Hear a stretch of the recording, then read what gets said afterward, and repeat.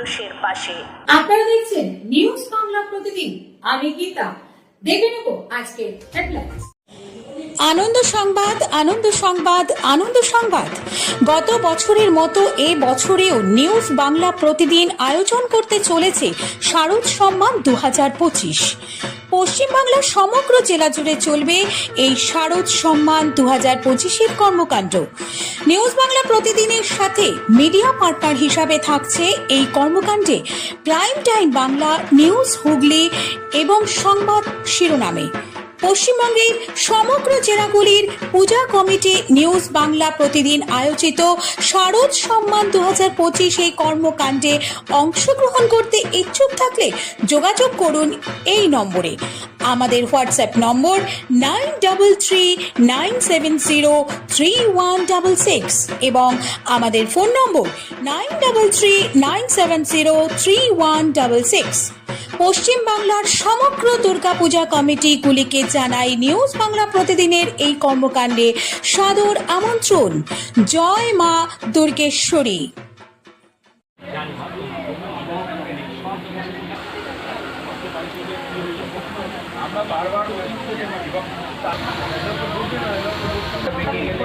বাইরের লোক বুঝতে পারবে না রক্ত দিয়ে আপনি এমনি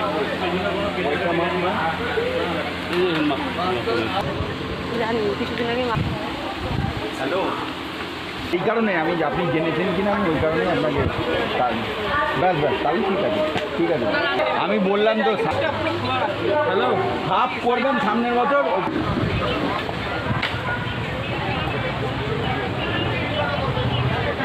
দাদা দাদা বলছি এই দাদার বাড়ি চেনেন, মানে যিনি দিয়েছেন? হ্যাঁ হ্যাঁ হ্যাঁ। এইকে প্রথমত সবাইকে ৭৯তম স্বাধীনতা দিবস উপলক্ষে অনেক অনেক শুভেচ্ছা।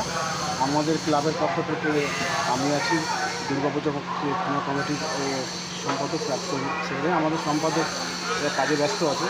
আমাদের দাদা আর অসিতদা, আমাদের ক্লাবের রাখাল, রাজু, আমরা সবাই মিলে আমরা প্রত্যেক বছরই করি, চেষ্টা করি যাতে যতটুকু পারি আমরা মানবিক স্বার্থে যতটা আমরা মানুষের জন্য ক্লাবের তরফ থেকে আমরা করোনার সময় মানুষকে সাহায্য করেছি, চাল ডাল যতটুকু আমরা ব্যক্তিগতভাবে ক্লাবের তরফ থেকে যেভাবে পেরেছি আমরা করেছি এবং চেষ্টা করি মানুষের পাশে ক্লাবের তরফ থেকে সব সময় থাকার জন্য।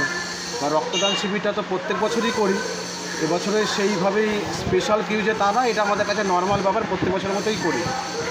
সবাই আমাদের অনেক সহযোগিতা করে, আমাদের পাড়ার মানুষ, আশেপাশে যারা ক্লাব আছে, আজকে আনুষ্ঠানিক কে উদ্বোধন মেম্বার। আর আমাদের এই বছর আমাদের প্রত্যেক বছরের মতনই আমাদের অসুবিধা যে আমাদের যে এমএলএ আছে সেই এসেছিলেন, তার সাথে আমাদের যে প্রধান আছেন, আমাদের যে পঞ্চায়েত আছেন, তারা সবাই এসে উদ্বোধন করে গেছেন এবং দেখে গেছেন। আমাদের সাহায্যও করে, সবসময় ডাকলে আমরা তাদেরকে সবসময় পাশেও পাই।